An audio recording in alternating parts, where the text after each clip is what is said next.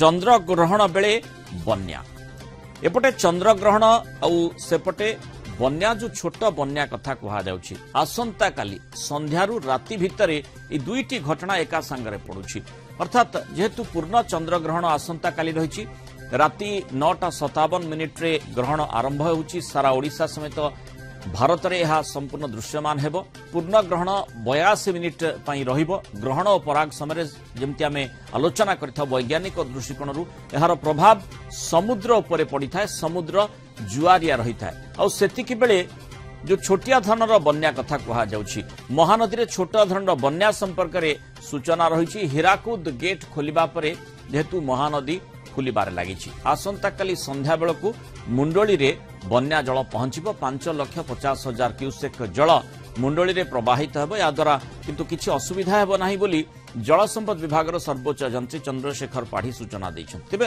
अन्य कोनसी नदी रे बन्या स्थिति नाही एबे हीराकुद रे 4टी गेट बंद करा दैछि आगो को पर्यायक्रमे हीराकुद गेट बंद करा जिवो आ आज आउ 4टी गेट बंद हेबो ऊपर मुंडरे वर्षा नथिबारु ए सब गेट बंद हेबो बोली कहिसंती जल संपद विभाग सर्वोच्च यंत्री चंद्रशेखर पाढ़ी 24टा गेट खोला हला हीराकुदर ता फल रे जो बन्या जलटा आसीबो सेटा मुंडली रे आसंता काली संध्या 6टा बेलू प्रवेश करिवो पाखापाखि 5,50,000 क्यूसेक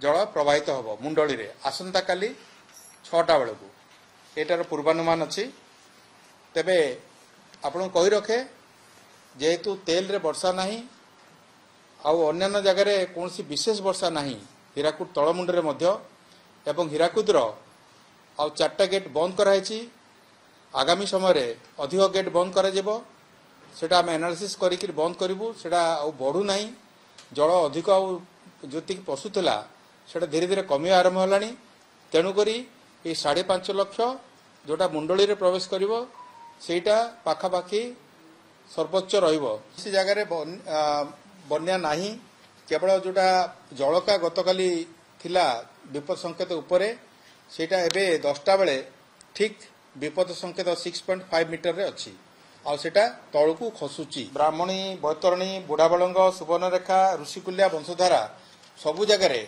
नदी रे जलर स्तर विपद संकेत ठारू यथेष्ट तଳରେ रहिछि तेणुकरी कोनसी जगह बन्या परिस्थिति नाही संपूर्ण अधिक आलोचना करबा आम सहित जल संपद विभाग पूर्वतन सर्वोच्च यंत्री इंजीनियर रमेश त्रिपाठी जोड़ी होती स्वागत करबा आलोचना को आम सहित महाकाश विज्ञानी डॉक्टर शुभेन्दु पट्टनायक भी जोड़ी होती आपको मध्य स्वागत करबा आलोचना को प्रथमे डॉक्टर शुभेन्दु पट्टनायक आपन जानिबा को चाहिबी जे जेतेबेले माने चंद्रग्रहण होता है से समय रे जहाँ आम जानिछु वैज्ञानिक दृष्टिकोण मध्य चर्चा करा जाए जे साधारणतः समुद्र टिके जुआरिया रहे से भली स्थिति प्रकृत रे रहे कि देखंतु चंद्रग्रहण सबुबले पूर्णमी तिथि रे ही होई थाए आ आपण जानंती पूर्णमी दिन हमर टिके अधिक परिमाण रे जुआर होई थाए कारण पूर्णमी दिन चंद्र एवं सूर्य पृथ्वीर अपोजिट डायरेक्शन रे थांती माने ठीक विपरीत दिगरे थांती तेणु तांकर जो आकर्षण बलटी टिके अधिक पड़ी थाए तेणु पूर्णमी दिन आमर समुद्र सबुबले जुआरिया रही है एवं ग्रहण केवल पूर्णमी तिथि पड़ी थाए ग्रहण पाइका पूर्णमी किछि अधिक आमर जुआरिया हुए नहीं सबु पूर्णमी रे जेमती अधिक जुआर थाए सेही पाइका एटा जेहेतु ग्रहण पड़ुछि पूर्णमी दिन सेटा एका भलिया रहिबो आमर जुआरिया जो अवस्थाटी आपण कहउछंती जहाँ साधारण पूर्णमी रे जतिकी जुआर थाए एबे मध्य ठीक सेतिकी परिमाण जुआर रहिबो अर्थात माने जो संभावना जो आशंका कथा हमें देखुचे विशेष करी गोटे छोटिया बन्या कथा जो भली जल संपद विभाग ता पर नजर रखी गोटे छोटिया बन्या कथा कहा जायछि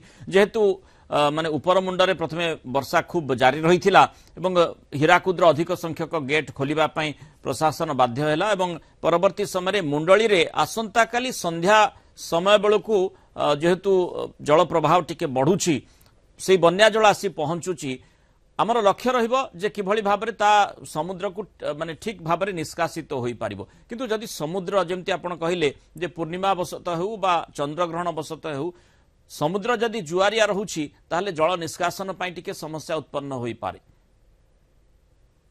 ନିଶ୍ଚିନ୍ତ ଭାବରେ ସମୁଦ୍ରରେ ଯେତେବେଳେ ଜୁଆର ରହିବ ତାର ସ୍ତରଟା ଟିକେ ସମୁଦ୍ର ସ୍ତର ଅଧିକ ହେଇଯାଇଥାଏ।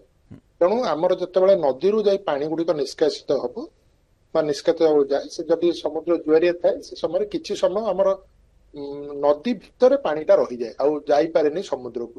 ତ ସେଥିପାଇଁକା ଯଦି ଅଧିକ ସମୟ ବା ଅଧିକ ପରିମାଣରେ ପାଣି ଆସୁଛି, ସେଇଟା ସମୁଦ୍ର ଭିତରକୁ ନ ଯାଇ ତାର କୂଳ ଲଙ୍ଘନ କରି ବିଭିନ୍ନ ଜାଗାରେ ବନ୍ୟା ସୃଷ୍ଟି କରିପାରେ। କିନ୍ତୁ ସେଇଟା ସାମୟିକ, ବହୁତ କମ ସମୟ ପାଇଁ ହବ। କାରଣ ଗୋଟେ ଅଞ୍ଚଳରେ ଯୋଉ ଜୁଆରଟି ହେଇଥାଏ ସେ ଘଣ୍ଟେ 1.5 ଘଣ୍ଟା ଭିତରେ ରହିବ ସମୟ। ତେଣୁ ସେଇ ସମୟରେ ଆମର ପାଣିଟା ନିଷ୍କାସିତ ହବା କମିଯାଏ ପରିମାଣ। ତ ସେଇ ସମୟରେ ବାହାରୁ କିଛି ପାଣି ଯାଇ ବନ୍ୟା ସୃଷ୍ଟି କରିପାରେ। କିନ୍ତୁ ଜୁଆରଟି ଘଣ୍ଟେ 1.5 ଘଣ୍ଟା ପରେ ଆମର ଧରନ୍ତୁ ପାରାଦୀପ ଅଞ୍ଚଳ ଦେଇ ମହାନଦୀଟି ଯାଇଛି ସମୁଦ୍ରରେ ପଡିଛି, ପାରାଦୀପ ପାଖାପାଖି ଅଞ୍ଚଳରେ, ମୁଖ୍ୟତଃ ସେଇ ଅଞ୍ଚଳରେ। ତେଣୁ ସେଇ ଅଞ୍ଚଳରେ ଯୋଉ ସମୟରେ ସମୁଦ୍ରଟି ଜୁଆରିଆ ରହିବ ସେଇ ଜାଗାରେ ଜଳ ନିଷ୍କାସନ କମିଯିବ। ତେଣୁ ସେଥିପାଇଁକା ବନ୍ୟା ଜଳ କିଛି ଚାରିଆଡେ ପ୍ରବାହିତ ହେଇପାରେ। କିନ୍ତୁ ତା ଅର୍ଥ ନୁହେଁ ଯେ ପୁରା 12 ଘଣ୍ଟା ବା 24 ଘଣ୍ଟା ଧରି ଆମର ବନ୍ୟା ଜଳ ପ୍ରବାହିତ ହେଇପାରିବ ନାହିଁ। କେବଳ 3 ରୁ 4 ଘଣ୍ଟା ଯେତେବେଳେ ଜୁଆରିଆ ରହିବ ସମୁଦ୍ର, ସେଇ ସମୟରେ ବନ୍ୟା ଜଳ ପ୍ରବାହିତ ହବାର ବାଧା ପ୍ରାପ୍ତ ହବ। ତେଣୁ ତାପରେ କିନ୍ତୁ ଯେତେବେଳେ ପାଣିର ଲେବୁଲ କମିଯିବ ସମୁଦ୍ରର, ସେ ଆରାମସେ ବନ୍ୟା ଜଳ ବାହାରକୁ ଚାଲିଯିବ। ତେଣୁ କିଛି ଅତ୍ୟଧିକ ବିପତ୍ତି ହବ ନାହିଁ। କାରଣ ଯାହା ସୂଚନା ରହିଛି ଖୁବ କମ ପରିମାଣର ଜଳ ଆସୁଛି ଯୋଉଟା କି ଖୋଲା ଯାଇଛି ଆମର ହୀରାକୁଦରେ ଆମେ ଡ୍ୟାମ ସେ ଗେଟ୍ ଖୋଲା ସମ୍ପର୍କରେ ମଧ୍ୟ ଯାଇଛି। ଆମ ସହିତ ଯେହେତୁ ଇଞ୍ଜିନିୟର ରମେଶ ତ୍ରିପାଠୀ ମଧ୍ୟ ଯୋଡ଼ି ହୋଇଛନ୍ତି।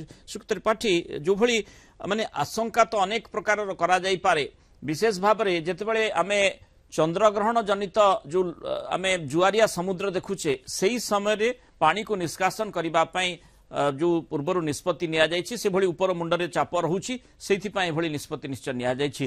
ଆମେ ଆଶା କରିବା ଯୋଉଠି ଛୋଟ ବନ୍ୟା କଥା କୁହାଯାଇଛି ସେଇ ଭିତରେ ହିଁ ଏହା ସୀମିତ ରହିବ, ଆହୁରି ବେଶୀ କିଛି କ୍ଷୟକ୍ଷତି କରିବ ନାହିଁ।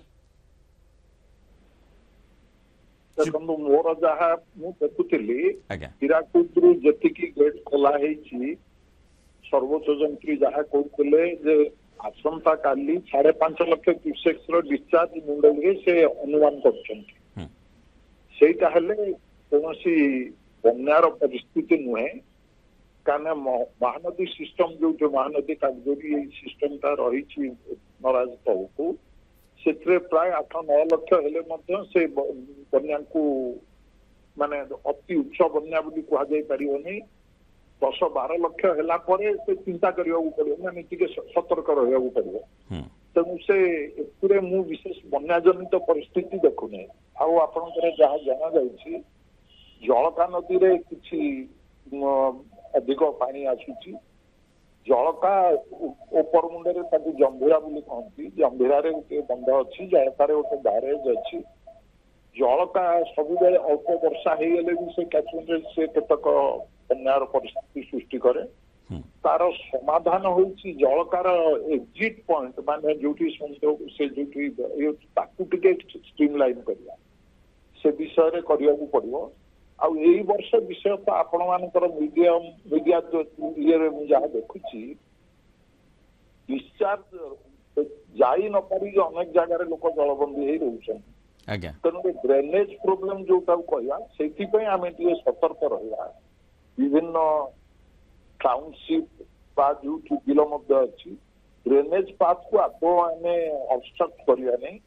ଅନେକ ଜାଗାରେ ମୁଁ ଦେଖିଛି, ସମ୍ବଲପୁରରେ କଣ, ମାନେ ଏଠି ଭୁବନେଶ୍ୱର ପାଖରେ କଣ ପ୍ରସିଦ୍ଧ ଅନୁଷ୍ଠାନ ସବୁ ଜଳ ପ୍ରଚଳନ ରାସ୍ତାରେ ସେଗୁଡିକ ଅବଷ୍ଟ୍ରକ୍ଟ କରିଛନ୍ତି।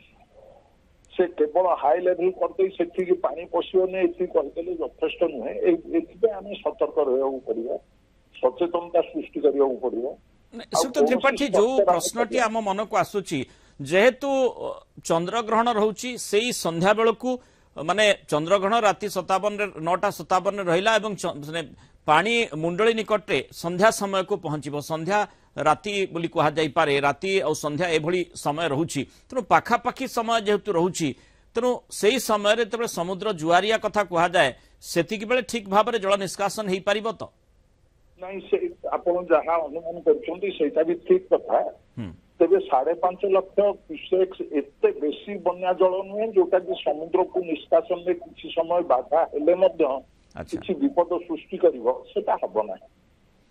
तेणु आज्ञा आशा करवा जे से भली स्थिति उत्पन्न हेब ना जो छोटिया बन्या कथा कह जल संपद विभाग मध्य विभिन्न दिगरु तर्जमा कर निश्चय से भली निष्पत्ति देथिबो छोटिया बन्या संपर्क में जदिव सूचना दि जाइछि कि भली प्रभाव पकाउछि तापरे समस्तकर नजर